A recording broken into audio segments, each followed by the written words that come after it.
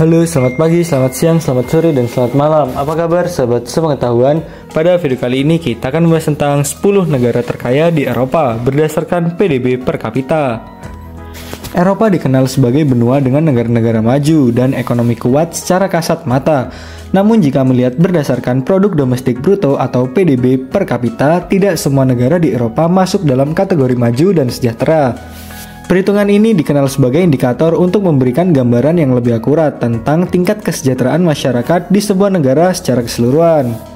Berikut adalah 10 negara terkaya di Eropa dikutip dari inilah.com. Di urutan pertama ada Luxembourg. Luxembourg menjadi negara paling kaya di Eropa dengan nilai PDB per kapita tertinggi di dunia, yaitu 140.000 US dollar. Dilansir dari laman WHO, ada sejumlah faktor yang menjadi kekuatan ekonomi Luxembourg, yakni sektor keuangan yang menyumbang sebagian besar PDB nasional, kekuatan industri baja, dan kestabilan politik. Berkat semua itu, meski perekonomian ekonomi global sedang melambat, Luxembourg mampu mempertahankan pertumbuhan positif PDB per kapita negaranya berkat industri di sektor keuangan, baja, dan lainnya. Di urutan kedua ada Irlandia. PDB Irlandia kurang lebih sebesar 108.000 US dollar, berasal dari berbagai sektor yang bergerak di dalam negaranya, seperti sektor teknologi, farmasi, bioteknologi, agribisnis, hingga jasa keuangan. Berkat itu banyak perusahaan ternama seperti Apple, Microsoft, Johnson & Johnson berinvestasi di Irlandia. Keberadaan perusahaan multinasional ini tidak hanya berdampak pada PDB saja, tetapi juga berperan besar dalam perolehan PDB per kapita. Pendapatan dari aktivitas ekonomi ini berpotensi meningkatkan kesejahteraan warga melalui investasi pemerintah dan dalam layanan publik serta infrastruktur. Di urutan ketiga ada negara Swiss. Negara Swiss memiliki PDB sekitar 104.000 US dollar. Swiss memiliki kekuatan sektor di sejumlah industri seperti jasa keuangan, farmasi, mesin, elektronik, teknologi, dan pariwisata. Kekuatan sektor-sektor ini ditambah dengan stabilitas politik membuat Swiss mendapat banyak investasi dari perusahaan multinasional yang berkontribusi pada ekonomi yang produktif dan PDB per kapita yang tinggi. Dampak tingginya PDB per kapita ini langsung dirasakan oleh warganya melalui pembangunan infrastruktur, peningkatan layanan publik, kesehatan, dan kualitas hidup. Di urutan keempat ada negara Islandia. Islandia memiliki PDB sekitar 90.000 US dollar. Negara yang pernah mengalami krisis keuangan di tahun 2008 ini sekarang berkembang pesat berkat dorongan sektor pariwisata. Pertumbuhan pesat sektor pariwisata meningkatkan pendapatan negara atau PDB, yang selanjutnya memungkinkan pemerintah Islandia untuk mendanai dan menyediakan sistem kesejahteraan yang kuat, termasuk layanan kesehatan, pendidikan, dan jaminan sosial bagi penduduknya.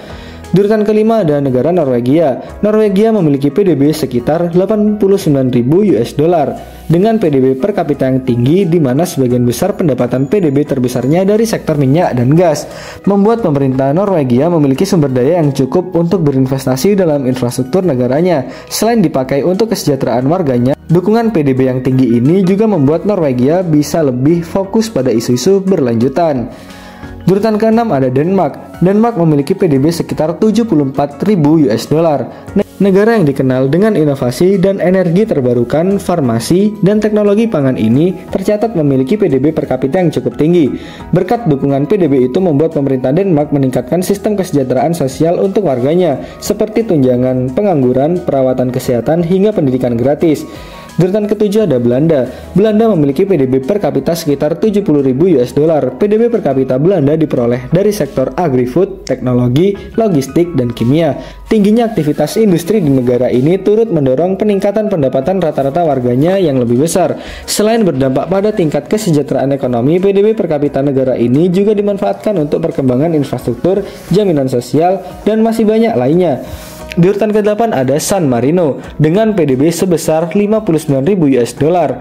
San Marino adalah negara yang terkurung di daratan Italia, sehingga negara ini sangat bergantung pada sektor keuangan, pariwisata, dan souvenir. Meski sumber daya terbatas, negara ini mendapatkan PDB per kapita yang cukup tinggi dari bisnis individu warganya. PDB per kapita itu tidak hanya digunakan untuk mempertahankan kestabilan negaranya saja, tetapi juga digunakan untuk menyediakan layanan publik bagi penduduknya.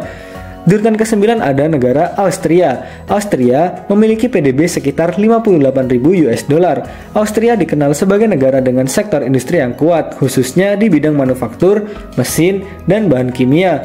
Berkat itu, banyak perusahaan multinasional yang berinvestasi yang turut mendorong peningkatan PDB per kapitanya. Dana ini kemudian dikembangkan lagi untuk mendukung sistem kesejahteraan sosial, baik pelayanan kesehatan, infrastruktur, dan pendidikan. Di urutan ke-10 ada negara Swedia. Swedia memiliki PDB sekitar 58.000 US dollar. Swedia dikenal sebagai negara cukup kuat di sektor teknologi, manufaktur, dan kehutanan yang membuat PDB per kapita negaranya melonjak. Pendapatan PDB per kapitanya ini digunakan untuk membiayai sistem kesejahteraan sosial yang komprehensif, termasuk tunjangan anak, cuti orang tua yang panjang, perawatan kesehatan universal, dan pendidikan gratis atau bersubsidi.